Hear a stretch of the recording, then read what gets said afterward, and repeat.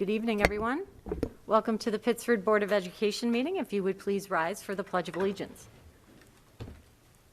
I pledge allegiance to the flag of the United States of America and to the republic for which it stands, one nation, under God, indivisible, with liberty and justice for all.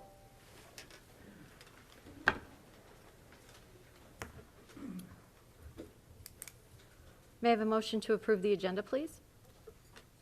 Pete and Ted. Any edits? All in favor? Opposed? Motion carried. Approval of the minutes from May 24th, please. May I have a motion? I have Val and Renee. Any edits there? All in favor? Opposed? Motion carried. Board of Education reports. We have little to report from our committees.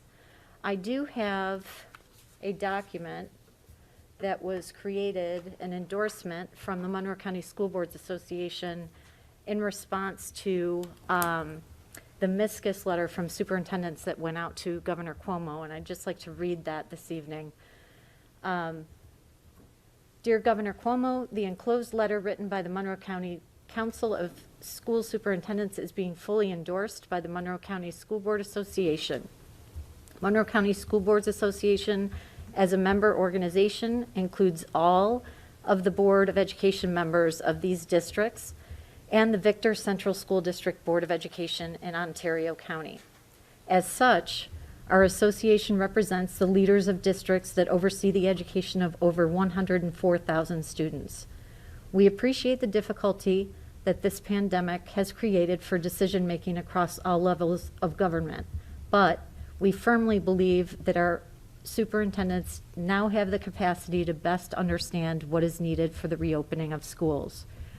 We want to continue the work of collaborating with all of our stakeholders and feel that these are the necessary measures to provide for consistency, continuity, and transparency for our students, staff, parents, and residents. We hope that you will allow our superintendents the local control needed in order for us to bring back students and staff safely to our schools by considering and adopting these recommendations. So this endorsement letter will accompany the MSCIS letter that is going to be sent. Mike, you probably will be reporting out on that. Well, thank you. Just wanted to share that. We do have some dates to remember. The 19th of June, we have Sutherland High School graduation at 10 a.m., and that will be held on the Sutherland High School turf. And that same afternoon, we have Mendon High School graduation, which will be at 2 p.m. on the Mendon High School turf. We're praying that it's going to be a really nice day for all of us, weather-wise. On the 12th of June, we do have new board member training through Monroe County School Boards. And the 21st of June is our next scheduled meeting. Financial report, Darren.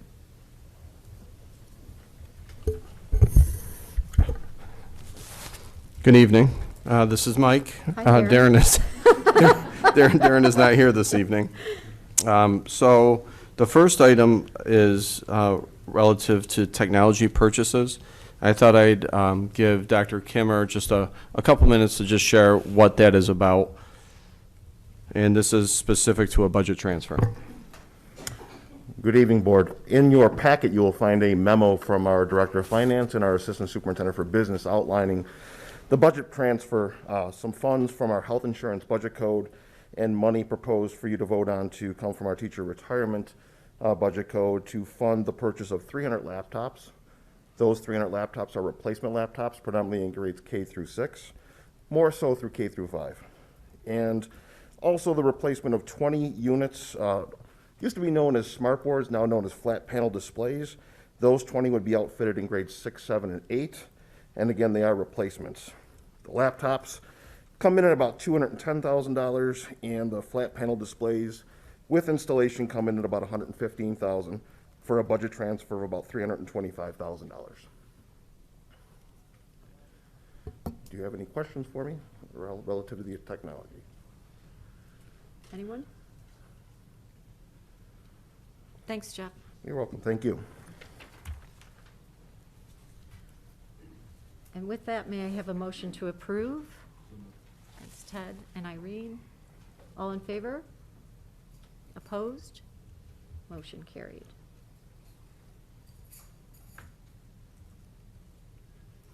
Thank you. You're not That used is to it. being daring. That's it. Human Resource Report, Sean.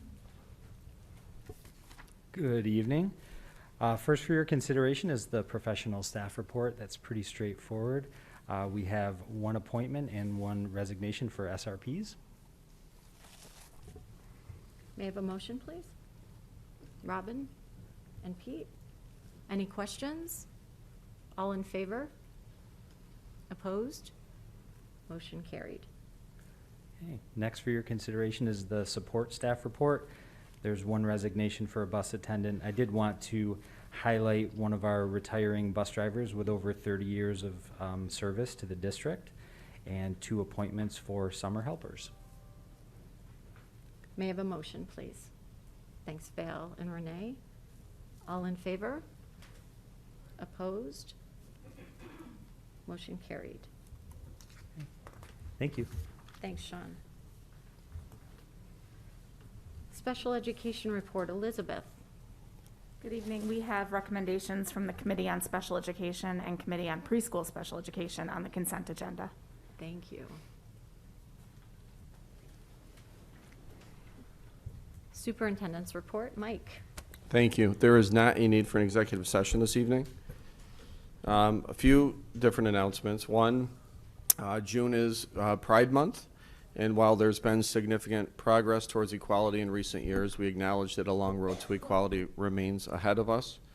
But for the purposes of today, I'd like to proudly acknowledge progress that we've made and celebrate the collective identities of our students and our community members, knowing that they are valued and appreciated within our schools and within our community. It was interesting this week, I received multiple letters, which is unusual. I usually get emails, but I received letters from former students and parents that have gone through our schools or are currently in our schools and thanking me and thanking the Board of Education and others. I'm not sure who else they went to, but for their experiences and feeling included and valued in our school districts. I'm not sure if the board received them. Several of them said to the superintendent and the Board of Education. No, okay. So I will send them to you. I will copy and forward them on. But it's a nice sign to have people be able to share their experiences in a positive light, and it shows certainly growth. And I always think about, as a parent, how we want our children to be in a place where they feel valued. And it means a lot that students and parents took the time to write and say that in Pittsford schools they feel valued and appreciated, and that's a big deal. So wishing everyone a successful Pride Month, and I look forward to making progress in that area. Other updates. Saturday we had a great parade. Special thank you to those that were involved in so many hours of planning. And special thank you to our village mayor, our town supervisor, our local businesses, Monroe County Sheriff's Department, our Pittsford Fire Department, our volunteer bus drivers, and so many on the inside that made the parade happen. I went to Dick's on Sunday, and a senior student was working behind the counter.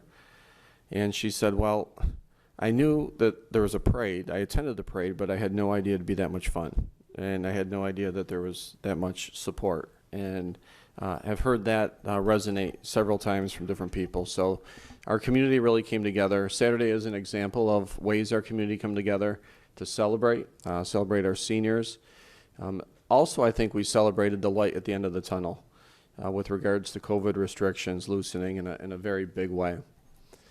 This week, our seniors will also participate in their senior ball, again with many restrictions removed. The balls and proms will be called Under the Stars and will be showcased on our turf fields. The following week, our seniors will graduate, again with many restrictions lifted. We'll be outdoors, we'll be on the turf, so all I need from everyone in the stands is your positive thinking for weather, that it is going to be dry. So a lot of signs that the tables are turning here. While these celebrations are occurring, year-end events at the elementary and middle schools continue to move forward. Building principals will continue to communicate to their building level families with what to expect. So kind of going, now let's bring everything back to where we were on Friday. Wow, what a whirlwind this has been with regards to confusion. I'm talking about masking, if you weren't sure. I am. I know, shocker. So on Friday afternoon, it was reported to me from several sources that indoor masking was no longer required. This confusion stemmed from a letter that Dr. Zucker from the New York State Department of Health sent to the CDC inquiring about eliminating masking for schools. Pending on the sources you heard this from, myself included, I actually announced, when I heard it, I was at a retirement party and I announced no more masking inside. So I was guilty of the same thing. So pending on the sources people heard this from, many thought that there was new guidance in a new executive order, and it resulted in a lot of confusion in districts across the state. Due to all of the confusion, I sent a letter to our staff and our community stating that until clarification is provided, we will not mandate masks in the classroom, especially due to the excessive heat alone. That was my weekend. That was Friday, Saturday, and Sunday trying to figure out what really is what with regards to masks. Today, guidance has since been confirmed from the CDC, from the governor's office, and from the New York State Education Department, specifically stating that starting tomorrow, or actually literally starting today, it should have been, and through the end of the school year, or until guidance changes, the following will take place. Masks will be optional for adults and students when outdoors. So I want to clarify that. That means that anytime we are outdoors on school property, masks do not need to be worn. So if it is an elementary recess, if it's phys ed classes, if it's our prom, if it's our graduation, we do not need to have masks outside. Today was kind of a transition day, so I did receive a couple emails saying someone wouldn't let me take my mask off during this period outside. I've since clarified that again with all staff, so knowing that anytime your child is outdoors or you come to a function at our school, as long as you're outside, masks are not required. The second part, what the CDC, New York State Department of Health, and SED all came out with was that masks remain required indoors. Here is the caveat that I have to throw in there, and it's not much different from the email I sent yesterday. I do worry about our heat. I worry about last year, the board president and myself felt so bad for our Sutherland kids on the third floor that we, you're laughing, were you there? Oh my gosh, no, the third floor, Mr. Melon's room, so Right. all work out in the Okay, that's perfect timing. I did not plant you in the audience. So last year, we actually brought popsicles to all the students on the third floor because of the heat. So the heat's real. And so at some point, you have to be pragmatic and practical about what's happening. And while the third floor is really hot for our students at Sutherland, you could be a kindergartner next to the window in a different building, and it'd be just as hot. Today was horrific. Horrific. So if students are struggling with the heat and wearing a mask, then you take the mask down. and that they won't be called out. So trying to take a pragmatic approach in an untenable situation, and I mean that. I used that in my letter yesterday. We're kind of the people that are thrown in the middle here. The people that are taking all the shots at laws that we follow that we don't make. So we're trying to find that right balance. The other thing I would share is this. For our secondary students, we're probably looking at 4 more in-person classes before regions start for the end of the year. So we're trying to be reasonable. So for the last 4 classes, if it's hot, they can't tolerate their masks, the air quality's poor, they're sweating, pull it down. And that's fine. That will be sent out. Actually, I think I just had it sent out to staff, and it's coming to the community if it's not already. And I would ask for you to think about it from this lens. When you think about a public school, so think about Pittsford Central School District, we fall under the same umbrella when it comes to New York State Department of Health as restaurants do, as doctors' offices do, as senior care facilities do, as mass transit systems do. That means that when New York State Department of Health has an executive order, we have to follow them. A restaurant doesn't follow them, what happens? They're shut down, or they're shut down. We are obligated to follow the law. I've shared before that good, bad, or indifferent, when we don't have laws that we like, we still have to follow them. Once we start picking and choosing the laws that we follow, we're in trouble. But what I will say is we can interpret the law in a way that allows for us to be practical. We say that we're student-centered.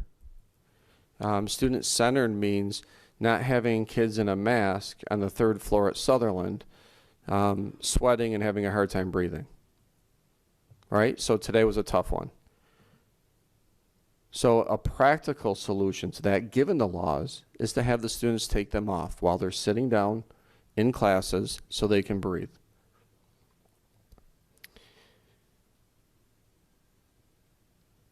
I lost my train of thought here. So I want everyone to know, everyone, meaning our teachers, our community, our families, our students, know that we're trying to be as flexible as possible and allowing these extended periods of mask breaks for our students while they're seated.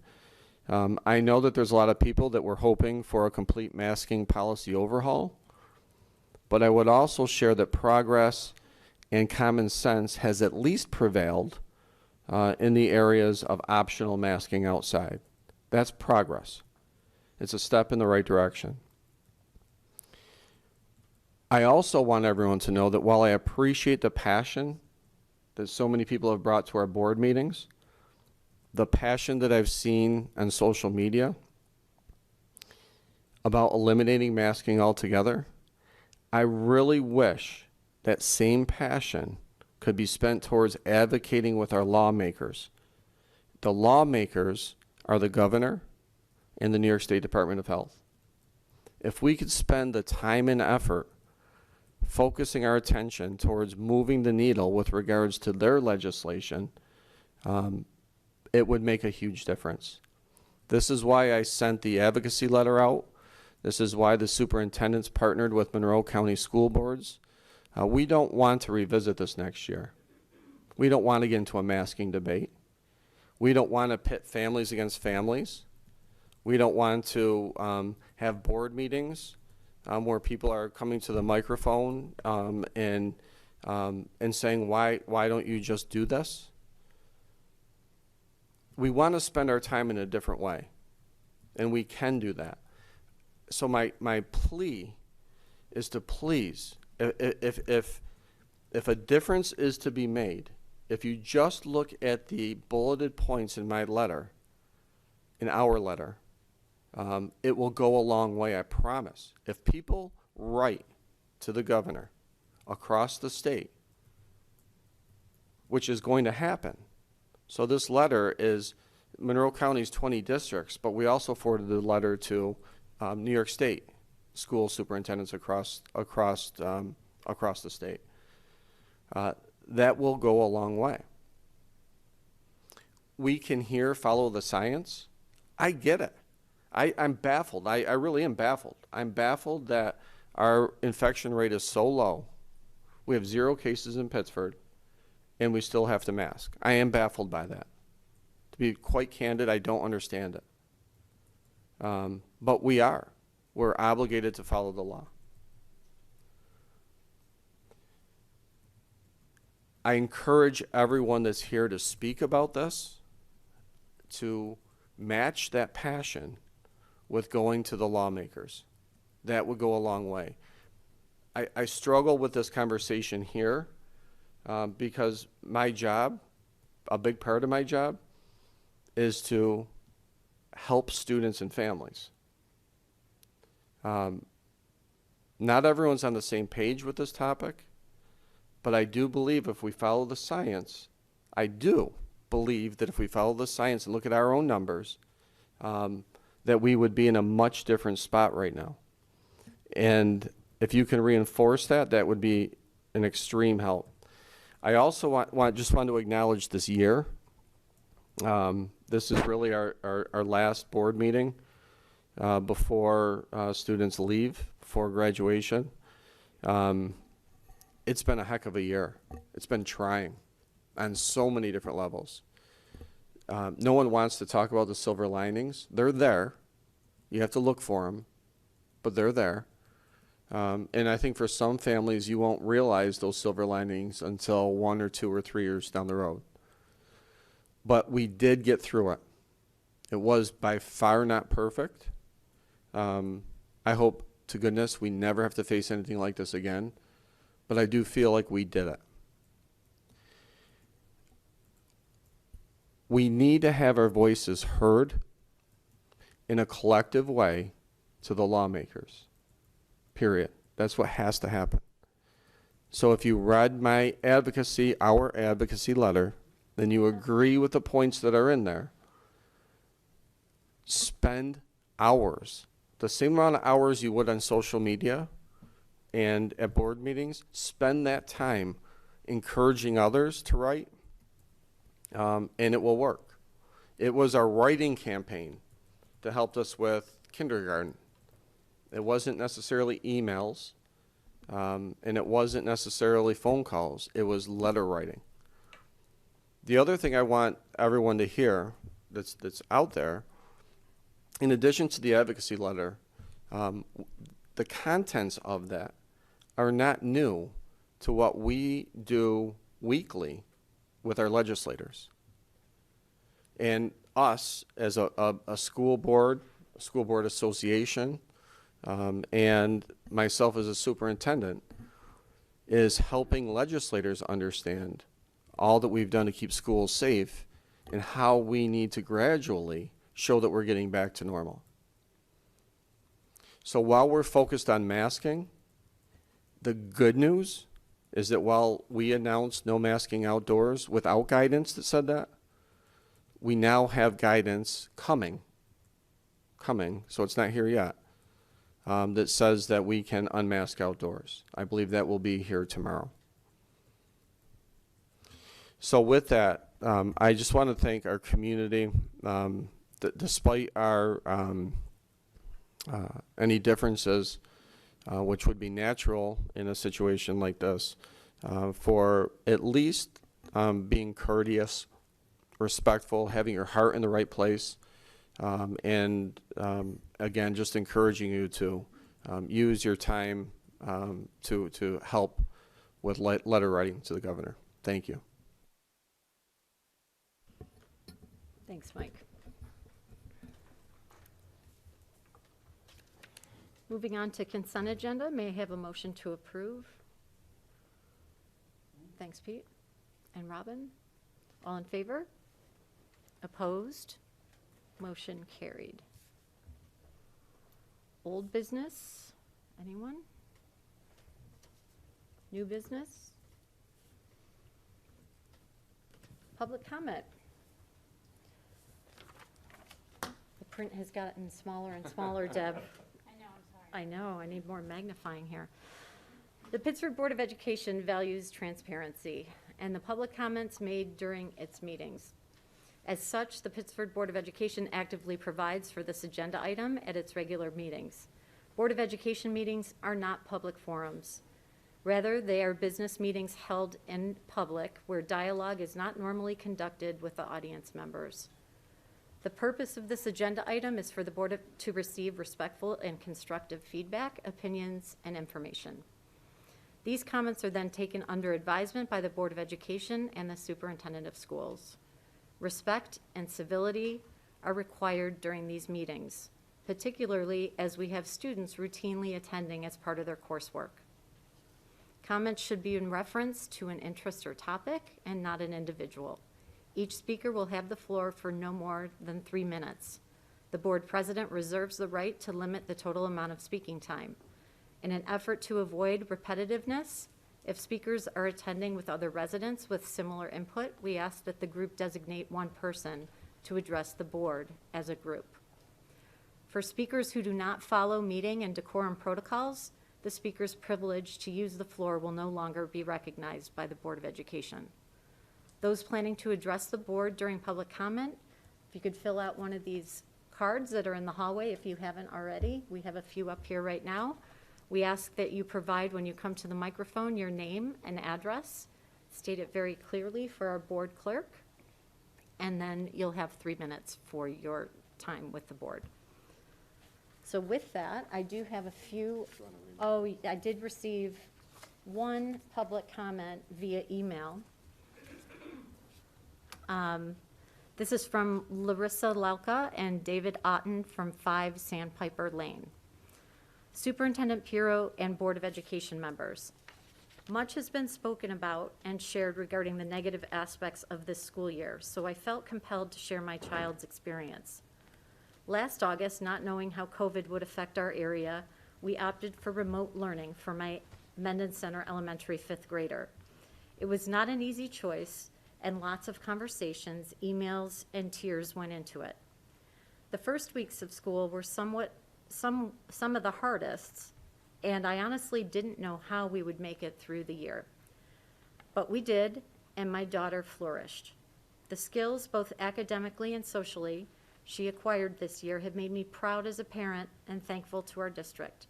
She learned to be resilient, how to advocate for herself, how to manage her own schedule, and most importantly, that sometimes life doesn't go the way you want it to. She's even made a bunch of new friends that she's so excited to connect with next year in middle school.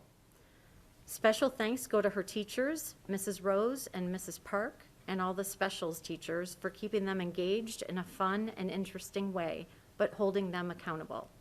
Theme days, remote field trips, group projects, virtual parties, none of it is normal, but they figured out a way to make it normal for the kids and make some memories along the way.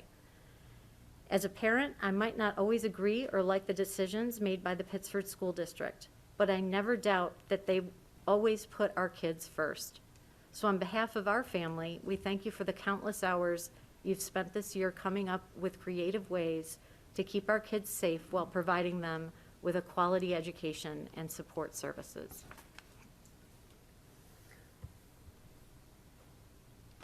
Okay. So our first speaker here tonight is Becky Sinsbo.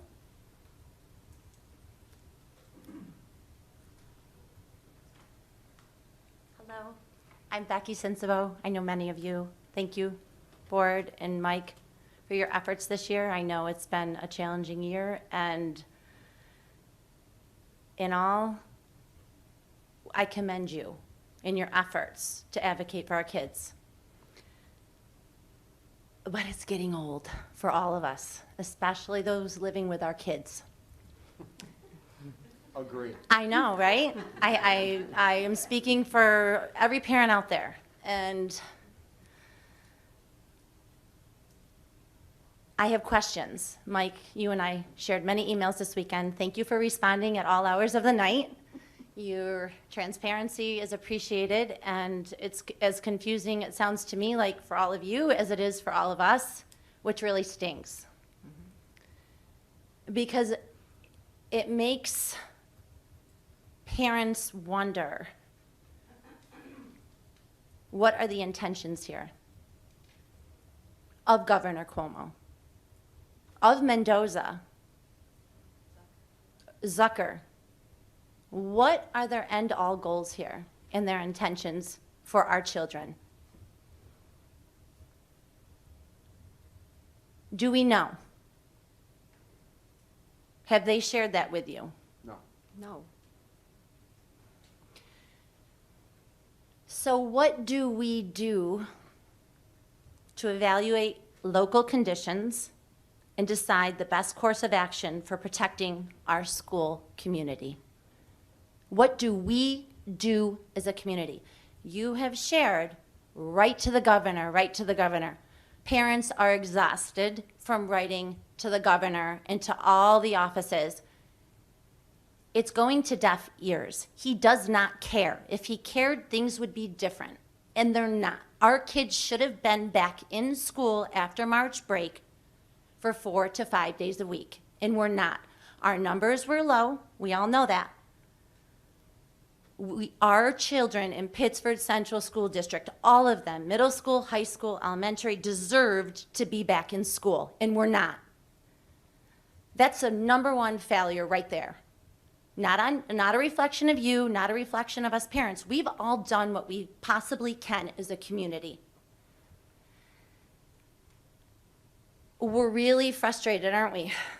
And now, what more can we do? We don't trust Cuomo. We don't trust Mendoza. We don't trust CDC. There is zero trust in these people making decisions for our children. We can do better as a district. Our kids deserve better. And I'm not going to take the answer. We can agree to disagree on this. We're a community. We're a strong community of well-educated parents, students, board members, educators. We are one of the brightest communities in New York State. And I feel like we're sitting here with our arms tied, accepting threats from these people that don't know us or our children or the strength of this district. Becky, if you could just summarize. So I guess my question is, for our district and our Board of Education and all the parents in our community, how are we going to come together as a community and do better for our kids? Because this fall, this will not be acceptable. Wearing masks needs to be optional. Those parents that want their kids in masks, send their kids to school in masks, please. Do it. Teachers, do it. I'm a teacher. Wear masks to school then. But those children that don't want or need to wear masks, make it optional, please. We're begging you, please, and tell us how to fight for it, because we will do whatever we need to do as a community to do it. Thank you. We have to do better for our kids, Thank period. you, Becky. Yep. Thank you. Thanks, Becky. For the record, we called Kristen to speak first, and she said no. We want Becky to speak first. So thank you for helping Kristen Ryan out. But I also very sincerely will say this, is that your frustration is heard. I think that the difference now is that it's not just Pittsford that's frustrated. I think it's schools across the state that are frustrated. And I think that the difference between March and now is that our numbers are so ridiculously low and our vaccinations are so ridiculously high that there's no reason not to bring school back to normal next year, and I know that you've probably written before, but instead of Pittsford writing, like we did mid-year, it's really specific what we're asking for the governor to do this year. Those bullets are very specific. So it's not Pittsford anymore. It's a lot of the schools across the state and communities across the state that will be writing with us. So that would be my hope, is that it's a full court press from this point forward. Mike, I have a question. Thanks. Thank you, Becky. Thank you. In regard to Kristen, do you want to come to the Yes. microphone since you have a card? Right. I just had, Can you just give us your address right. first? My name is Kristen Ryan. I live at 54 Deer Creek Road. My question to follow up with what Mike said. There's 30 states that are following CDC guidelines. They're fully opened and they're unmasked. Is it New York State, their guidelines that are the most strict, and that's why we're following those guidelines that Cuomo's putting out there in Zucker and Mendoza? That's a fair question. So I would say that New York State probably has been one of the more strict with regards to guidance in reopening. And our biggest, I think it was relatively recent when New York State started to piggyback with CDC guidance. At the beginning, they were totally disconnected from CDC guidance. So as of late, they're starting to pick up on that. So the newest guidance that New York State has aligned itself to has been the CDC's most recent guidance. Our difference between our area and other states is that our area in Monroe County has been considered in the red zone. So those metrics you can certainly call into question. But those metrics that put us in the red zone are the ones that disallow Monroe County schools from opening beyond 3 feet. So we have to be at 6 feet, which puts us back to where we were in September. So that's the biggest difference, is where our region is based on the metrics that are used, which is why in the advocacy letter, we're asking for local metrics and not county metrics. And when I say local metrics, I'm hoping that it is not Pittsford metrics even. I'm hoping that it's our school district metrics. This year, I put us against anyone with how many kids we've tested. Several thousand voluntary tests with our students, and we've had zero. Of all of our testing, we've had 0 positive cases. It's a testament to everything, right? Everyone's done an amazing job in schools. But if we have 0 students that are positive, like right now, we shouldn't have to live by a county number. We should be able to look at our Pittsford number. So that's part of the specificity within the letter that I'm asking for people to advocate for, but it's the reason why we're not open. Okay.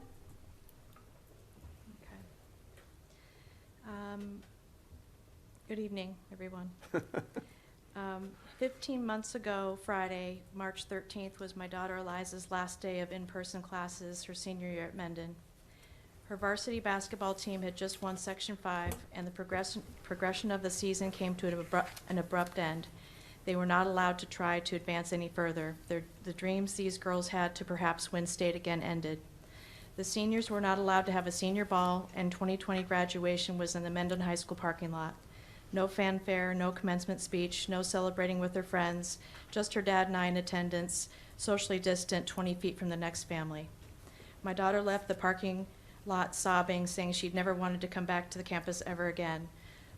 The only positive thing I can recall was the senior parade through the village. Complete strangers came out to celebrate these kids because they knew what it was like to be a graduate at one point in their lives. It was very much appreciated, and I was very thankful for that effort. I hope this tradition continues. And Mike, you and I had a conversation about that, and it was just the most amazing thing. And it was the highlight of those last 4 months. Here we are 15 months later. High school students are in person 2 days a week, fully masked. There are large tables in the lunchroom that only allow 2 kids seated at a table at a time. The social, educational, and athletic detrimental effect these kids have suffered now and in the near future cannot be measured. Can you imagine, as I'm sure you have, a minority child with socioeconomic disadvantages that has stellar grades and an amazing athletic talent have no hope of getting into college without a scholarship, be denied because of their inability to play their sport this past year or the year prior? The ripple effects these mandates have on children is immeasurable. The CDC has proven to be very political, taking their marching orders, making crucial decisions from top education officials and school boards. Most of us know that our district gets its marching orders from Mendoza, Zucker, and Cuomo. Money or perhaps other things could be withheld if those orders aren't followed, which means money or whatever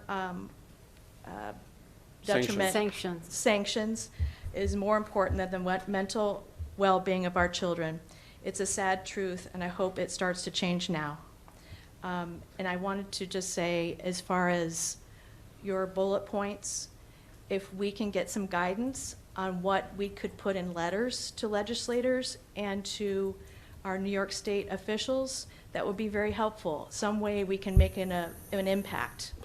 Kristen, so if you copy and paste, if they make sense to you, if you copy and paste them and put your own words with them, that's exactly what I'm hoping people do. Okay. It's just literally a copy and paste with your name on it.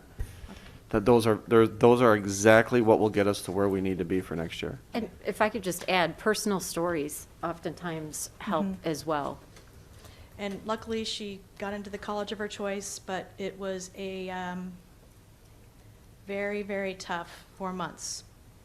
And I wish all the seniors this year the very best. And people forget that how hard they work in the 4 years at school is culminated by graduation. That is their Mount Everest. That's what they aspire to from the beginning of their freshman year to the very end. And it is very crucial to recognize that in every single senior in this district. It's very important. And if they're made special like they do with the parade, that is amazing. So thank you. Thanks, Kristen. Thanks, Kristen, and I just have to echo the fact that such a focus, and I do understand that there may be 10th grade parents or 11th grade parents that are, well, because I see it. There's some that are not happy with not having a junior ball or a 10th grade whatever. Our seniors, I agree. This is the pinnacle for them. And the fact that they will have graduation in person, outdoors on our turf field, and the fact that they'll have a senior ball, the fact that we can be outside together unmasked if you choose, adds that sense of celebratory milestones that our kids are used to. So I'm with you. I appreciate that. Have a do-over for the seniors last year. Bring her back. Thank you. Thanks, Kristen. All right. I get it. I get it. Thank you. Thank you. The next audience member is Isla Vasquez.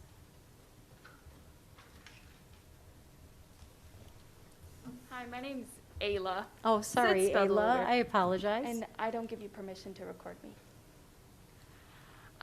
Yeah, Ayla Vasquez at 5654 Palmyra Road, and today Thank I'm you. going back to the basics of school lunches. So, bet you heard so much about it. Do not mention the heat at Southern. Thank Yes, you. I was the one who mentioned Mr. Mellon's room, also Mrs. Rabinowitz's room. Very disgusting, but you got to do what you got to do. Okay. So I know it's June and school's about to end, but I ask you take what I say today into consideration for the next school year. I understand that with COVID guidelines, it was hard to do literally anything this year, but that still doesn't excuse the lack of breakfast, variety of lunches, and quality of produce. I can't tell you how many apples I threw away this year because they were brown, squishy. They had these like unusual scars all over them. They were literally inedible. And I can't tell you how frustrated I was every morning when I came into school and asked the lunch lady, she's probably so annoyed with me, when the bagels, the breakfast sandwiches, and the breakfast wraps were coming back, because that's what I and many other students had depended on for their breakfast for however many years we've been in high school. Lastly, I would be so overwhelmed having to make myself a lunch at 1 a.m. I'm a junior, if you could tell. Even though I didn't have time, because I was sick and tired of eating chicken bowl. But what's the point of me complaining if I don't offer some suggestions? Organizations like Brigade, Appleseed, and Chef Ann Foundation really opened my eyes to what we could be doing. Chef Ann Foundation stressed the importance of teaching nutrition all throughout high school so that kids could reflect the healthy choices they make at home at school. I remember learning about my plate like once in 7th grade during like home and careers. Haven't seen it since. Haven't seen anything since. Chef Ann Foundation also emphasizes how kids should be taught how to reflect their portion sizes using their hands or just their eyes in different places rather than home. Because Chef Ann Foundation specializes in salad bars, they found that kids were more likely to eat their actual recommended amount of vegetables and fruits, and it only cost about 22 to 33 cents a kid. Brigade is an organization, the one I mentioned before, that specializes in revamping school menus with local chefs and dietitians. They also have the goal of teaching lunch ladies or lunch staff how to cook meals from scratch with only about $1.25 per kid, per meal. And I read on the website that fruits and vegetables are locally sourced. And I know this might sound a little annoying to me, but you guys should maybe relook at who those local sources are, because they were not living up to expectations this year. And lastly, I want to remind you, please don't forget that the lunches you guys provide, no matter how wealthy our community is still, for some of the kids, the only meal they eat a day, the only food that they feel safe with or comfortable eating with their friends. Thank you. Ayla, thank you so much. That was very well stated. Refreshing. No, it was honest, and actually, we really appreciate hearing that from you, from a student. To have a student tell us that is very meaningful. So I really appreciate you coming here and preparing something so thoughtfully and sharing and wanting to pay it forward. So appreciate that. I would also say we have the notes of the companies that you shared, and so we will follow up. Thank you. Thank you. Thanks, Ayla. Next, I have Dave Mcgeo.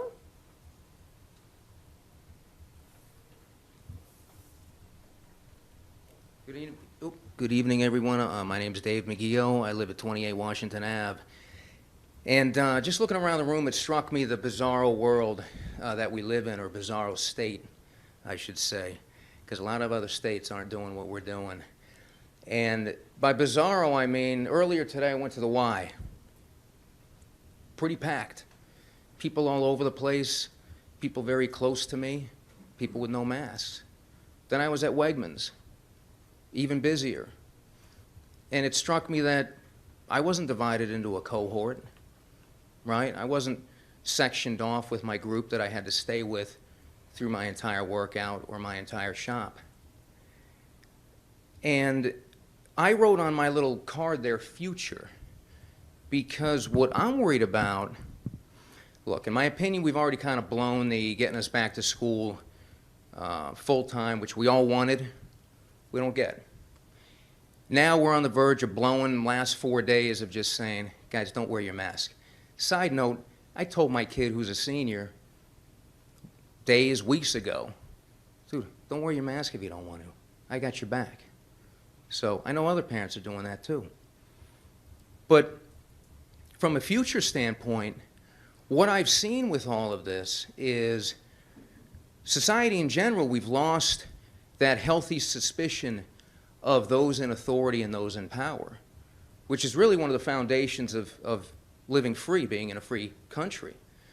It's amazing how we line up like good little citizens every time there's one little change or tweak, or you have to take your mask. You can take your mask off when you're walking from here to your seat, but if you're going to eat, or you keep that mask on. If you're going to eat, you can take that mask off. It's almost like a Simon Says joke at this point.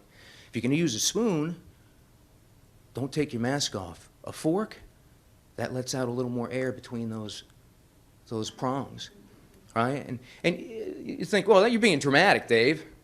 Please, look at where we are, right? We're in the dramatic. We're in the ridiculous, the farce. So my concern, the reason I wrote future is, what happens the next time the powers that be want to flex their muscle? Because this is going to happen. There's going to be another episode, event, whatever it's going to be.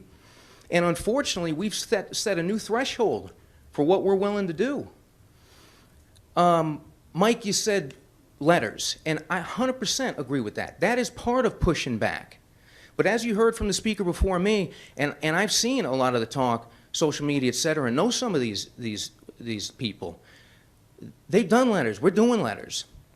But if you look at what people listen to, look at last year. Look at what our politicians and the media in general respond to. When we had rioters out there under the guise of protesters smashing windows, were they saying, you should write letters? No, we should have done action. So on something like this, we should have said, you know what, Cuomo, you guys, we're doing it anyway. You said restaurants can get shut down. They're not shutting a school down. So these last few days, we could have just said, we're doing it. We're doing it anyway without you guys. They're looking for guidance from the CDC. Cuomo should be getting guidance from DeSantis down in Florida if he wants to know how to do it. My last thing is, I just want to throw you guys a little props. I know it might be surprising. But every month you come in here, you get your teeth kicked in from people like me and the others that come up here.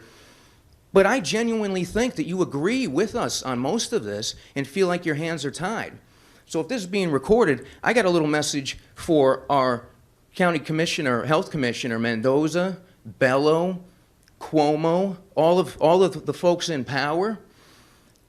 I should never see you out going no mask. You should never benefit from the no mask rules while our kids are being sacrificed to have to wear a mask. Dave, And if you want to see what a weak man looks like for Mendoza and Bello, look in the mirror. Thank you, Thank Dave. you. Thanks, Dave. I have Thadaha next.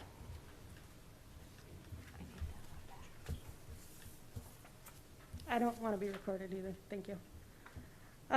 My name is Thadaha Tavakumar Slavin. Pronouns are she, her, 3-Warder Drive. I'm a little different on the topic. It's That's accessibility. Sorry, I feel like I'm out of place already. That's okay.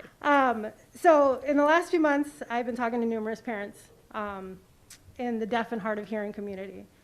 The conversation started due to the Zoom closed caption feature that has been a lifesaver for many. And the conversation evolved from there. When talking, we realized that our struggles may be different, but our feelings of wanting to be included are the same. The desire to feel a sense of belonging in the community that you know is your home. One topic that came up was the accessibility at meetings, with having an ASL interpreter and how it's important to have both options available, interpreter and closed caption, to make it truly accessible. So I did some research on the school website to see if there was an ASL option. I kind of went into the search bar and searched ASL interpreter, and I couldn't come up with anything. I did see it listed in the special education budget line that we do offer interpreters for students and parents. And then I saw it as a request on some recent PTSA events. Nothing for school board meetings. So we as a community know, and we have identified this as a needed service. To be inclusive, we should not do the tack-on approach that's described in the Savvy Ally that I know we use here at school, or Gainsburg actually does at the teacher board, they do PDs for the teachers. So I was rereading this book and it came up. So it's the tack-on approach, which was described. So we should provide this service at all school board meetings and the community forums, because we know it's a need. If we can't do it as that approach, describe it in the book. So instead of the person asking for the service, we should, if they need it, right, we should offer it. And so, or if there's a registration process, they can put in there, please contact me, I need some additional services. So the onus shouldn't be on the person that needs it, it should be on the people that's providing the forum or the meetings. So it's awesome that we have written policies in place, but we need to keep creating actionable steps towards being truly inclusive to all of our students and all of our families, like we keep saying. Because if we aren't addressing all, then we're just addressing the majority. Thank you. Thanks, Thadaha. And I have Brooke Price.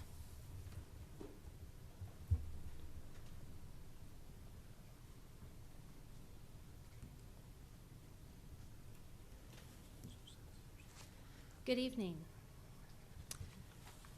My name is Brooke Price. Would you like my address? Yes, please. 4230 East Avenue. There are things happening in the Pittsford School District that I'm going to bring to light. regardless of where you stand politically or who you may align with. I believe that everyone has a right to know these things that I am going to share with you tonight. Number one, there are employees who are afraid to speak openly about policies that they disagree with. They are afraid to use their First Amendment rights for fear of backlash, or even worse, fear that they will lose their jobs. I know this because I worked for the district. Imagine working in an environment where you are silenced because of fear. Think about that. Number two, in the school where I worked, it was becoming increasingly discouraged to refer to the children as boys and girls. Case in point, an employee was reprimanded because a parent sent an email to the school complaining that her daughter was referred to as a girl. The employee simply said, "Goodbye, girls. Have a great weekend." Number three, my daughter was on a language Zoom, and the children were asked to describe characters from Peter Pan, and in particular, Tinkerbell. The children described the character as being tiny, mischievous, bright, and one child said that Tinkerbell was a girl. The teacher promptly said that we cannot assume anyone's gender.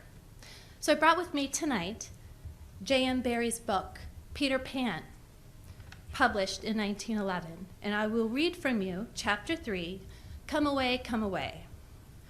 It was not really a light. It made this light by flashing about so quickly, but when it came to rest for a second, you say it was a fairy, no longer than your hand, but still glowing. It was a girl called Tinkerbell, exquisitely gowned in a skeleton leaf, cut low and square, through which her figure could be seen to the best advantage. Number 4, there are children in the school district that are afraid to share with classmates and teachers that their parents are police officers, afraid that they will be ostracized by their peers or that their teachers will purposely give them bad grades. They stay silent when conversations turn towards hatred of the police. Number 5, and this is going to be hard to tell, but I'm going to anyway. Our representative, Samra Brook, is spearheading the enactment of comprehensive sex education in our schools. Here are some of the highlights. By the end of 5th grade, students will be able to explain common human sexual development and the role of hormones. For example, romantic and sexual feelings, masturbation, mood swings, and timing of puberty onset. They will be able to describe the role hormones play in the physical, social, cognitive, and emotional changes during adolescence, and the potential role of hormone blockers on young people who identify as transgender. They will be able to explain the relationship between sexual intercourse and human reproduction by the end of 5th grade. By Brooke, the end if of you could wrap up. Yes, I will. By the end of 8th grade, students will be able to define vaginal, oral, and anal sex. They will be able to describe the steps to using barrier methods correctly. Example, external and internal condoms, dental dams. I could go on, but I think you get the picture. Number 6, the principal at my children's school Brooke, you really need to wrap up. in the morning announcements that today's Pride Month tip is inclusive language, which is a way of communicating that avoids words that may stereotype, demean, or exclude people. Make an effort to make your language more inclusive. Try using parents instead of mom or dad. Use spouse or partner instead of husband or wife. So what do I do as a parent when I don't agree with policies and curriculum? I can speak at school board meetings like I'm doing tonight, but I have the feeling that my words are falling on deaf ears. Okay, Brooke. Thankfully, I have choices. I can afford to send my children to other schools, or I can choose to homeschool them. But there are parents who don't have the choices that I do. And if you are one of those parents who don't agree with policies and curriculum, my advice is take a stand and make your voice be heard. Thank you. Thank you.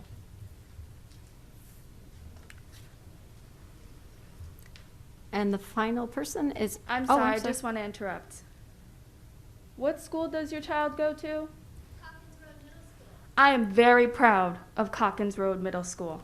They are teaching your kids things that are happening in the real world right now. She asked to not be videotaped. Thank you. Thank you. Thanks, Ayla. Thank you. We can't I understand. comment. No. This is not a public forum, but thank you. I think that, but I think that the crux of a lot of the comments there aren't unique to Pittsford. They're across the country, everywhere. Every district, every state are having conversations like this. I think that what we need to do is to find a way to have a conversation in general about all of these topics, because people aren't having conversations anymore. And the work is really, the topics are so emotional that there aren't conversations. There just aren't. It's not happening. So I think that our collective job is to find a vehicle and a space to have those conversations. Schools are dealing with a lot of social issues now that never, ever were brought into schools. Good, bad, or indifferent. But I will share this with you. We have 6,000 students in our district, 5,700. Next year, we'll have 5,700 back 5 days a week. And our job is to meet each one of those kids and put them in a position where they feel comfortable being at school. What that looks like is to be determined. Every parent has a child. Every parent wants their child to feel comfortable and valued at school. But what does that look like? And what happens when we disagree about what that looks like? You're going to give the parents a chance to opt out of some of this stuff? Fifth graders learning these things? So I think that,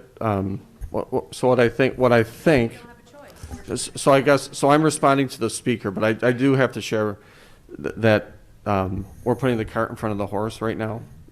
There's nothing is happening around what she shared other than its proposed legislation.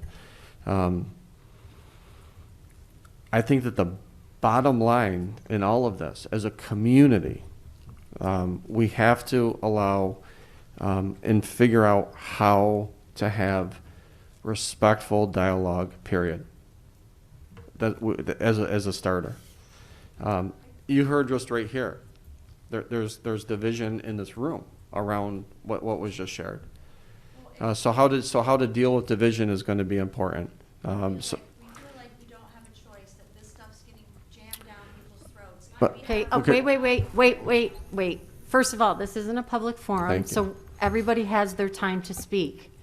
You've been But- given time, Kristen, but- and Superintendent Pirro is responding. He's giving a response, but this is not turning into a public forum right now. There's several emails that we Yes. get and parent phone Yes. calls that we get for people that disagree with things, and I really appreciate that because they're coming to us.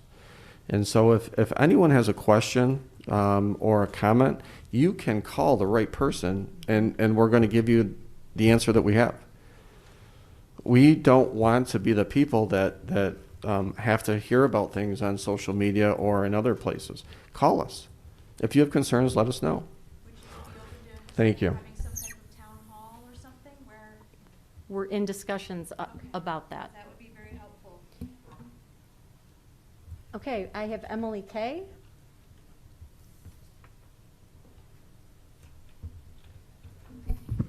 Hi, Emily Kay, 6 Glenmore Circle.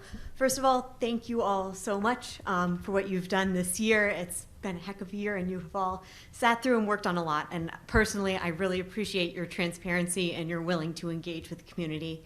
I agree that we are all in an untenable situation. You guys are in an untenable situation, and as a community, we are. And as many have mentioned, I also resent Cuomo and Mendoza for putting us here, but here we are. So I guess what I'm actually looking for is just a little more context for the situation that we're in. So we decided to move forward without guidance in terms of taking off our masks outside. And then the guidance came after we made that decision.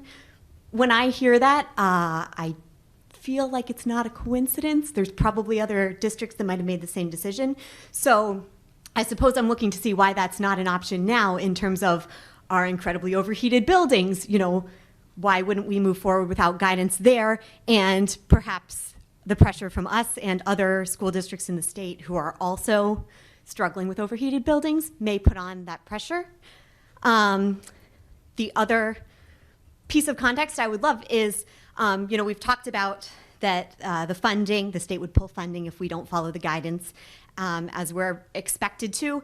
And you also mentioned that there were sanctions. I'd just love a little more clarity as to what those sanctions are and if they've actually been enforced against any school districts in the state up to this point, or are they just sort of hanging over our head at the moment?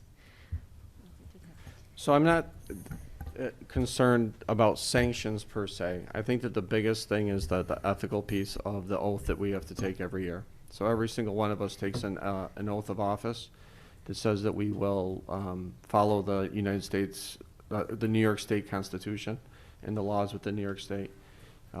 And so the ethical piece is the hardest part for us, to be quite honest. We take an oath and we follow the rules. The outside versus inside stuff, there's some discrepancy between CDC and New York State. So we felt like we could move forward with the outside stuff and have grounds for defending that. I look forward to next year not having any of that. I appreciate you coming in.